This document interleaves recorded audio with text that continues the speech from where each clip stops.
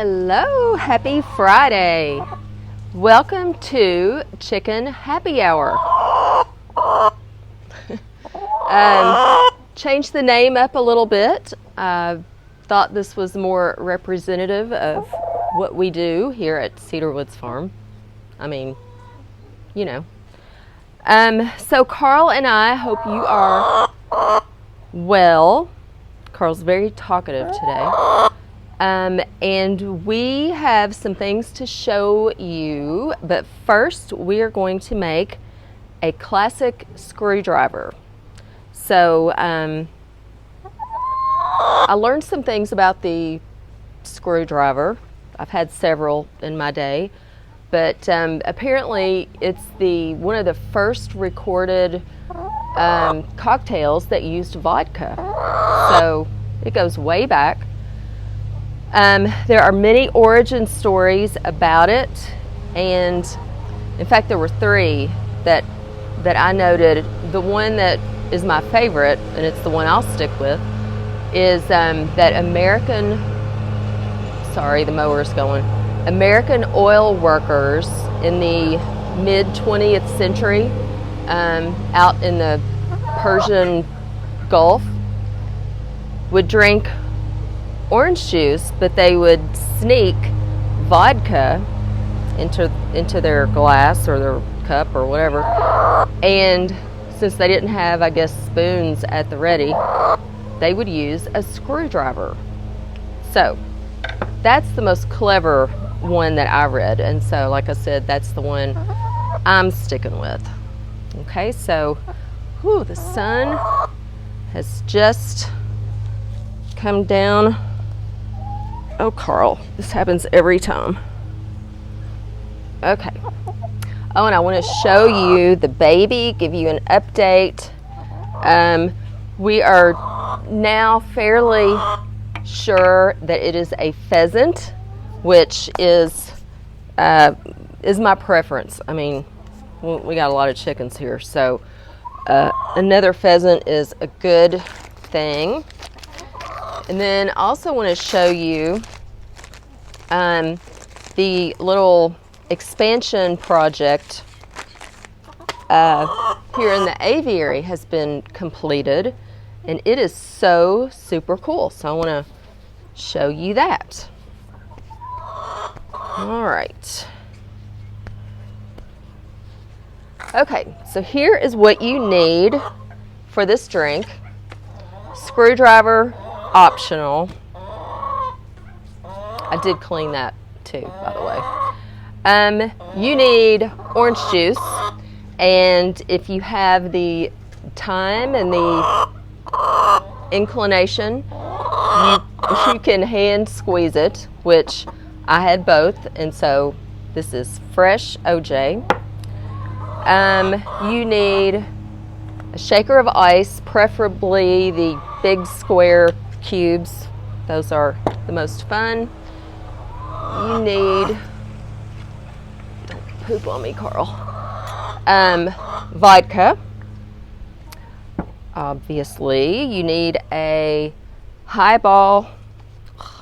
You need a highball glass, a shot glass or a jigger, and just because I'm feeling special, I'm gonna add a few drops of grapefruit bitters, because as you know, I'm putting that in everything but my cereal.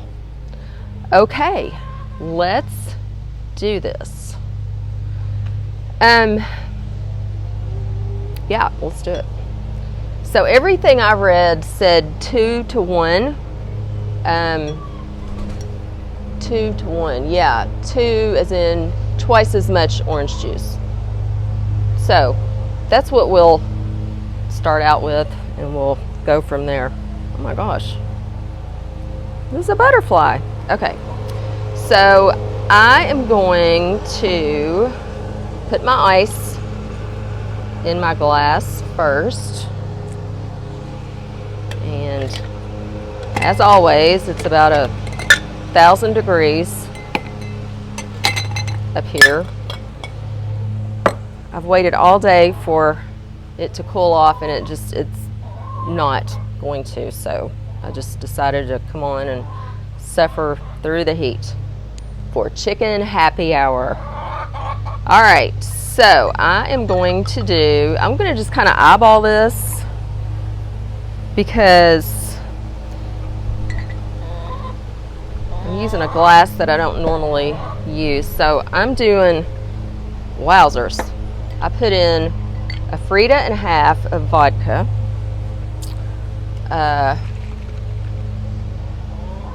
look at that fresh squeezed orange juice. And I'm doing, how much did I put? I did 1.5 vodka, so I should do 3.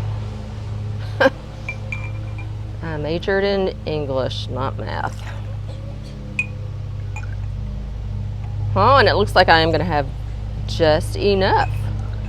My word. Well, 2.5. It'll be a little strong. All right. Well, it's certainly an attractive drink. Like I said, I did wash that. In fact, I think it's new. I'm not sure, but I sanitized it. La, la, la. All right.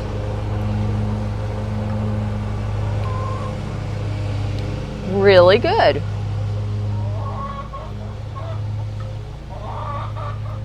Oh, I forgot the grapefruit. It's quite strong. Sorry. Add a little grapefruit bitters.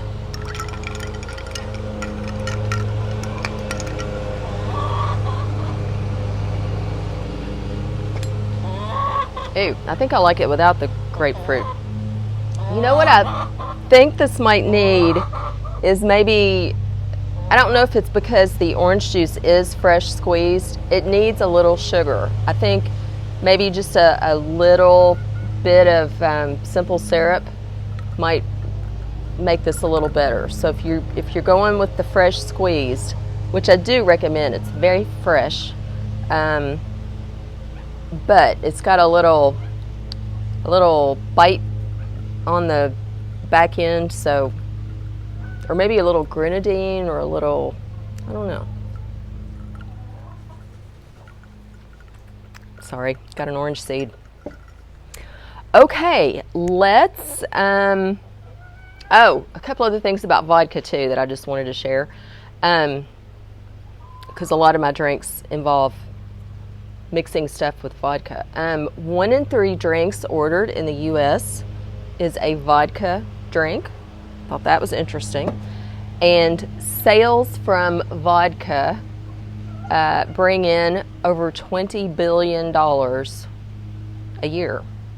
So I thought that was incredible. All right. So maybe a little something you didn't know. Let's walk around for a bit. Hello. So one new tree we planted is this chocolate mimosa, which is kind of cool. I don't really show you this part of the aviary very much unless I tape in here, but let me show you this. We wanted an area that was a little more grassy. Ugh. And I'm going to try to do this without everybody following me. So that was the little door we just came through, but check this out. So now they have a green space, which is kind of neat. And it does have the top flight netting over it. Probably because this is kind of like play time. That's what we're considering this. So because I know they would eat this grass down in like a day or two. You know, it's a nice space, but it's not huge, and I've got over 20 of these yeehaw chickens. So they would eat it down quickly, so we're just considering this like this is play hour that we'll do maybe, you know, once every couple days. All right, nope, let me in.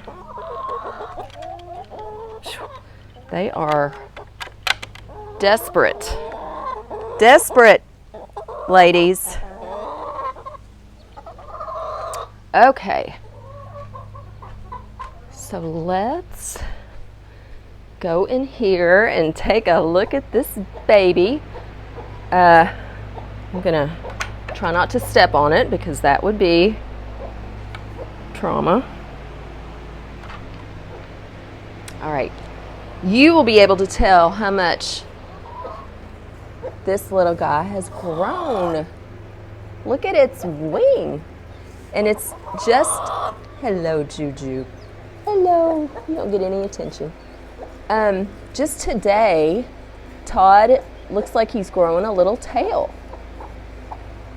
I don't know if you can tell, but Todd has an anomaly with one of his, or her, whatever it is, one of its wings. So it has one really healthy looking, fully developed wing and one tiny little like nubbin of a wing. So I don't know if that's, yeah, who knows? I don't know if that's something that happened in the egg. I don't know if that's, if it will, if the other egg will, I mean the other wing will catch up, or if that's, you know, if we're just going to have another special needs bird, which would be fine. But this bird is definitely a pheasant. I wasn't for sure the other day because it was so small, but you can tell, you can just tell by the shape of its head, the shape, like how its wings are coming in, the fact that it's a wild child. Like I caught it the other day and tried to hold it and it just went nuts. So it is not like a domesticated baby chicken. It really is different. But it's just the cutest dang thing I think I have ever seen. Todd. Woo. Todd is going to be a marathon runner. And Juju is the best surrogate mama ever. So, anyway, it is 50 million degrees. So, what else did I want to show you? Oh, let's see what eggs we have today. Gosh, is it me or did it get really dark? Oh no, I hope, were you even able to see Todd? Because I'm wondering now. Okay, well, I was gonna show you who's laying an egg, but I don't even, gosh, the lighting is so weird. Okay, we cleaned out, no, can't see anything. Well, I may be redoing this. I wanted to show you the outside of the barn because I think this is on HD or something and that's why it's all funky. Oh well. Anyway, in regular, normal light, it's very pretty. So this is the barn. So yeah, I have a feeling now that I kind of saw that I'll be redoing this video, but maybe not. I hope you are well and staying cool, and thank you for joining.